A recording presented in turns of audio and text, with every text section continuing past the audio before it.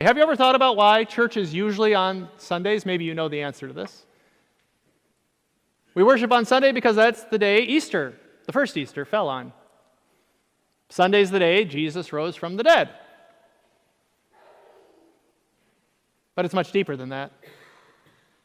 It's not just that Easter happened to fall on a Sunday, so that seems like a good day as any to have church. No, every Sunday morning we have a little Easter. No, I'm sorry, we won't have the delicious breakfast next week. Kids, we won't have the egg hunt. Choir's not going to sing, brass isn't going to play.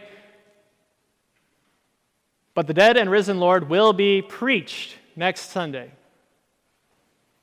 Forgiveness and life in His name will be proclaimed. And we will receive resurrection power once more to face tomorrow.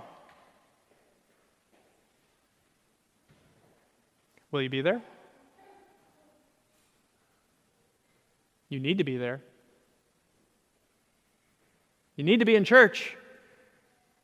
Not because coming to church is all about just showing God how much you love Him, although that does show you love Him, but that's not the point.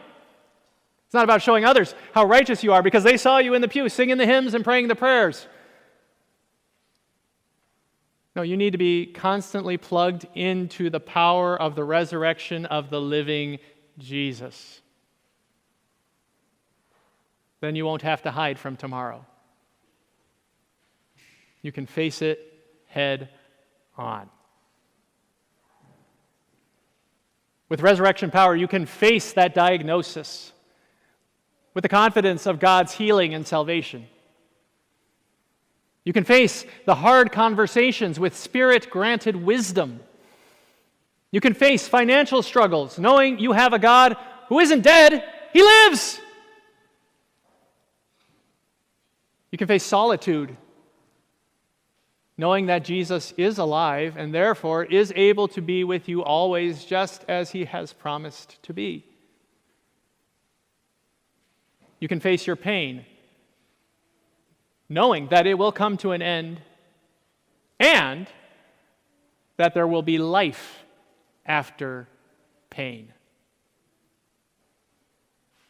You can face your loved ones dying with the hope of resurrection. You can stare death in the face yourself, because with the same power that God used to raise Jesus' body, He will raise yours.